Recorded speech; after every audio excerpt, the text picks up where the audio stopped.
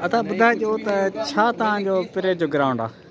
असांजो इहो आहे त कोस्तान एक्चुअली जेको नंढिड़ो इलाइक़ो तमामु वॾो इलाइक़ो आहे, कोई 150 किलोमीटर ते छायल आहे। उते सवाइ थाणो बुला खान ऐं थाणो अहमद खान जेके सिटी सॼा वञनि था उन्हनि में स्कूल आहिनि हलंदड़, बाक़ी जेके बि स्कूल आहिनि उहे सभई बंदि आहिनि। त उते असां बि ऐं थाणो आरव खान जेको इलाइक़ो उतां बिलोंग कयां थो, पोइ असां पंहिंजे हार जेको पंहिंजे हुते जी ॿार खे पढ़ायो आहे या मिट माइट जा कुझु छोकिरा आहिनि उते पढ़नि था, पर बाक़ी जेका ख़ुदा जी ख़लाक आहे उहा सभु रहियल आहे। उन्हनि जो स्कूल बंदि आहे त उहो असां सोचे सम्झो त भला असांजा जे पढ़नि था त ॿियनि जा ॿार छो न पढ़नि, को हारी आहे या मज़दूर आहे या चौकीदार जेको बि आहे उन्हनि जी बचड़ा पढ़नि। उन करे पोइ असां मोहम्मद ख़ान खसकीर साहिबु आहे, जावेद खसकीर या मीरबंद मंगरे सभई में पटिशन विधी आहे त बाक़ी कोस्तान ऐं बंदि थियल स्कूल खोलिया वञनि। हाणे ॿ टे ॾींहं पहिरियां कुझु टीचर जेके तैनात कयूं, पर हाणे उहो सिर्फ़ु शहर जे अंदरि ई अंदरि उन्हनि खे रखनि था। हाणे हिकिड़ो स्कूल आहे उन में 4-5 टीचर आहिनि, उन में हिकिड़ो या ॿ तव्हां ॿाहिरि कढो त वरी 2 स्कूल ॿिया आबाद थी सघनि था।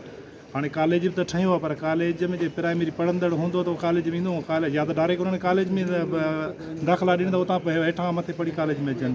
छो असांजा बंदि पियल स्कूल आहिनि, उन्हनि करे असां कोर्ट जो दरवाज़ो खड़कायो त हला कंदो इनशाला। उमेदु इहा आहे त कोर्ट सभु वरी असांजा बंदि पियल स्कूल खोलींदी ऐं कोस्तान में तालीम ज़रूरु हिकु ॾींदी। महिरबानी।